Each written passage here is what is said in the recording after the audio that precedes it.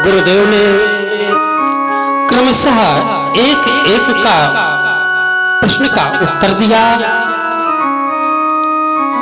सबसे बड़ा भगवान का संकीर्तन करना ही मानव धर्म का कल्याण है। अच्छी प्रसादी पाना कल्याणकारी नहीं है। अच्छा रहना, अच्छा सोना कल्याणकारी नहीं है। परमात्मा का यदि भजन हो जाए तो परम सुख है, और परमात्मा का भजन न हो पाए ये परम दुख है। हमारे शास्त्र में सुख और दुख की परिभाषा इस प्रकार से बताई गई। सुख दुख तो ये है, दुर्भाग्य है कि वो भजन नहीं कर पा रहा।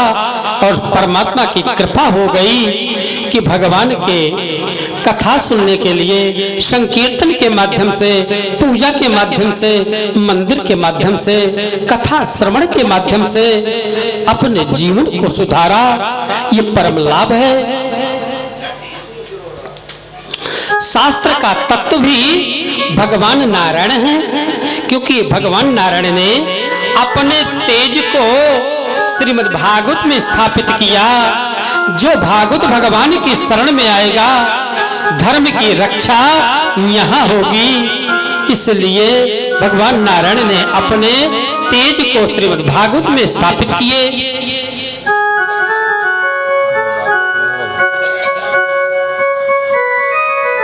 व्यास जी महाराज 17 ग्रंथों की, 17 पुराणों की रचना किए।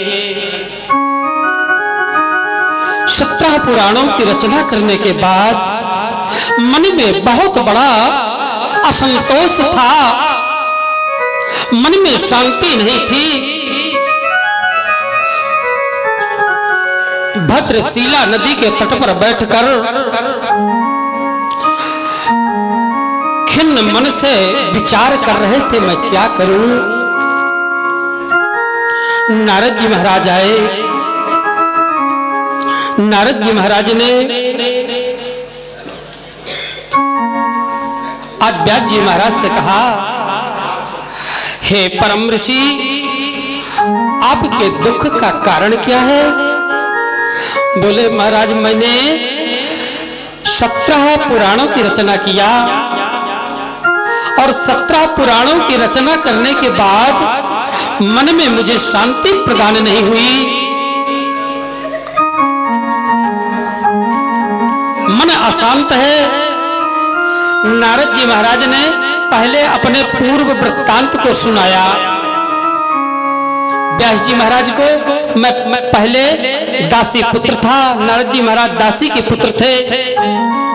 इनकी माँ चतुर्मासा के समय ऋषियों की सेवा में जाती, और वहीं संतों के आश्रम से जो बचता भोजन वो उनकी माँ को भी मिलता, और इस बालक को नारद जी को भी मिलता।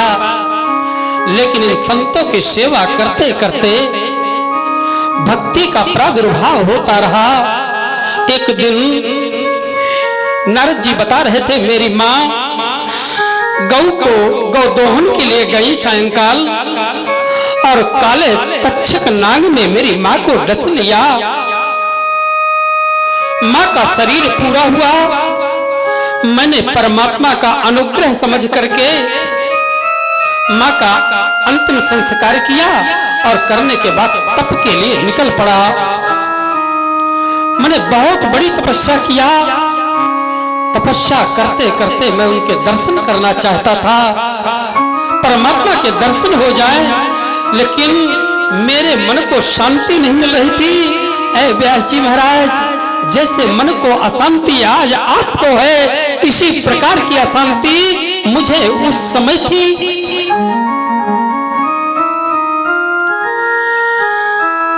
फिर जानते हो क्या हुआ?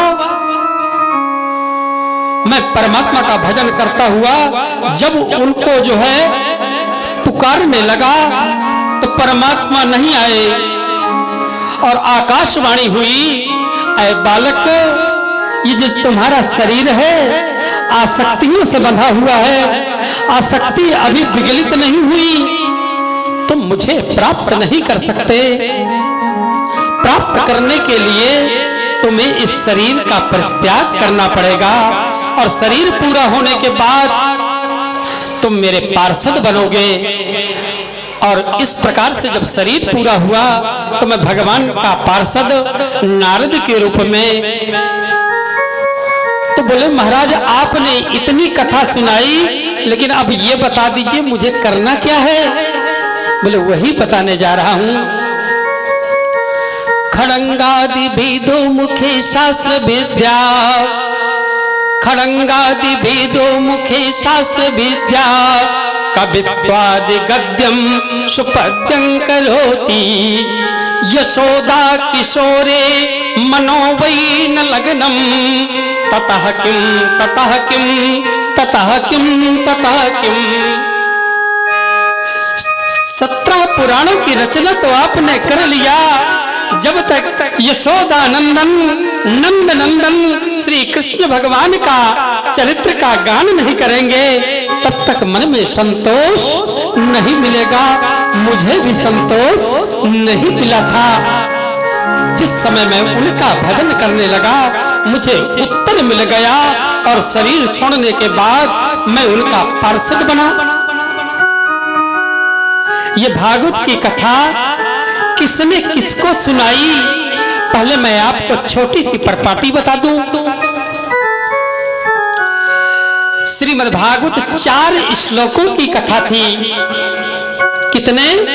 केवल 4 श्लोक, लेकिन 4 श्लोक इतने जटिल थे कि उनका अर्थ जानना बड़ा कठिन था। भगवान नारायण ने चतुश्लोकी भागवत ब्रह्मा जी को सुनाया।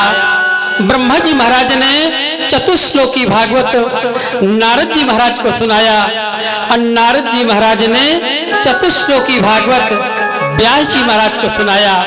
व्यास जी महाराज ने इस 4 श्लोकों को 18,000 श्लोकों की एक दिव्य श्रृंखला बनाई, जिस दिव्य श्रृंखला में नवधा भक्ति, ज्ञान, वैराग्य, भक्ति आदि सभी रस समाहित कर दिए। जो जिस रस का इच्छुक हो उस रस का पान करे। यह वह कथा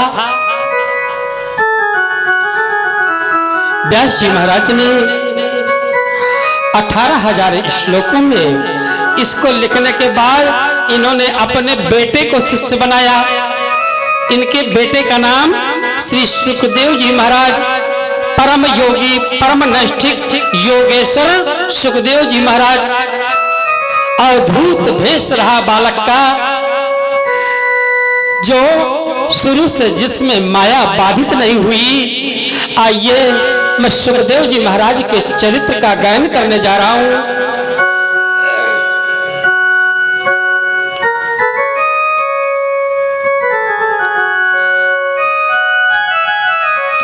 यम प्रव्रजन्तमनुपेतमपेत कृत्यम, द्वैपायनो विरह का तरया जुहावो, पुत्रेति तन्मयतया तरवोऽभिनेदु, तं सर्वभूत हृदयं मुनिमानतोऽस्मि।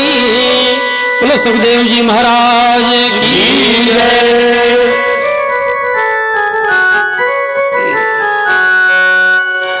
नारद जी महाराज का काम था लड़ाने का काम कराना हो तो नारद जी महाराज को भेज दो। नारद जी महाराज जहां पहुंच जाते वहीं झगड़ा करा देते थे। आज पार्वती माता के पास पहुंच गए और मां का बंधन किया। पार्वती मां ने कहा, नारद आपका आज आगमन कैसे? बोले मां क्या बताऊं, दुख सहा नहीं जाता। आपने कभी विचार किया है भगवान शिव मुंडों की माला को धारण करते हैं। भगवान शिव मुंडों की माला को धारण करते हैं। जानती हो माँ किसकी मुंडों की माला है?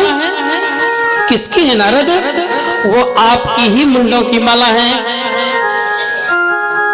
आपसे इतना प्रेम करते हैं भगवान शिव कि आप जो है बार बार जन्म लेती रही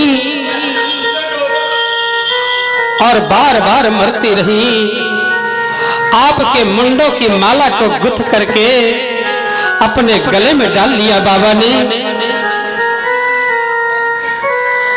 बिना शिव के, बिना शिवा के शिव नहीं रह सकते, क्योंकि शिव पुराण में कहा गया है वागरथा विव संप्रक्तौ वागरथ प्रतिपत्ते।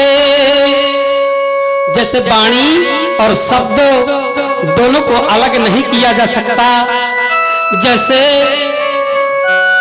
जल और तरंग को अलग नहीं किया जा सकता, वैसे ही गौरी के बिना शंकर नहीं हो सकते और शंकर के बिना गौरी नहीं हो सकती। बोलो गौरी शंकर भगवान की जय।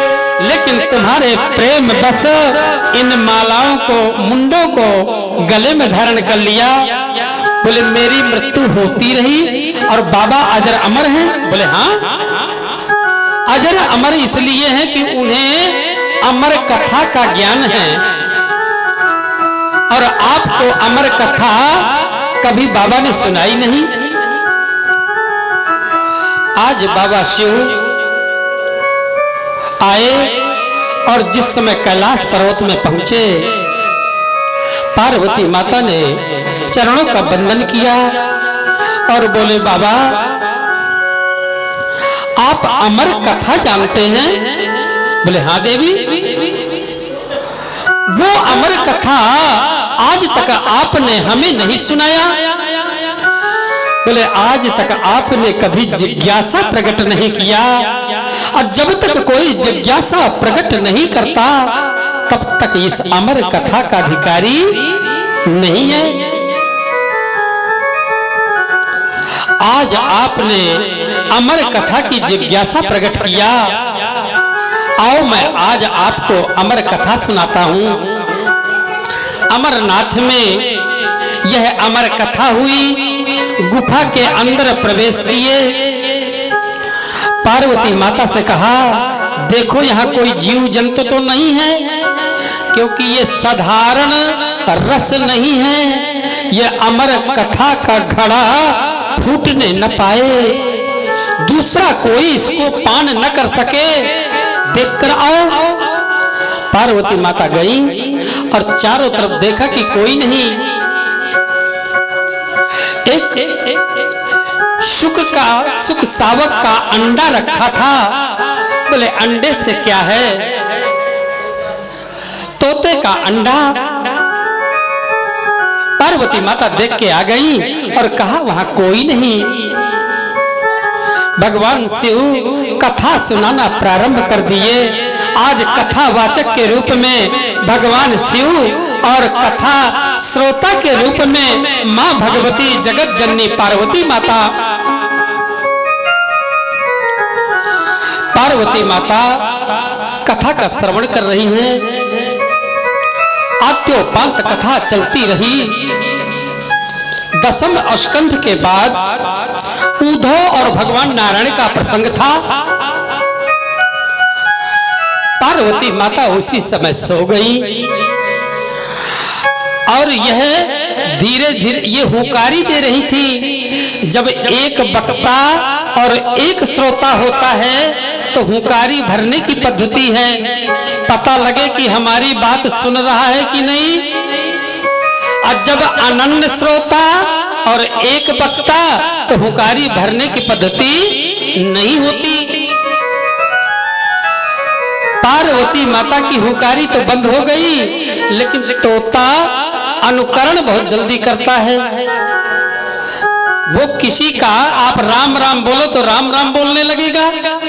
अनुसरण शक्ति बहुत अच्छी होती है। वो भी हुंकारी देने लगा और हुंकारी देता हुआ आद्योपांत कथामृत का पान किया। आज पार्वती माता जब देखी कि कथा बंद हो गई, बोले प्रभु अभी आप उद्धव और कृष्ण के संवाद को सुना रहे थे, मैं सो गई, आप फिर से उसे सुनाए। बोले तो हुकारी भरने वाला कौन? बाहर देखा कि तोता को पकड़ने के लिए शिवजी दौड़े और वह आकाश मार्ग में तोता उड़ने लगा। उड़ता हुआ प्रातः काल 4 बजे का समय था। व्यास जी महाराज की पत्नी पिंगला जमवाई ले रही थी और उन्हीं के मुख से उनके गर्भ में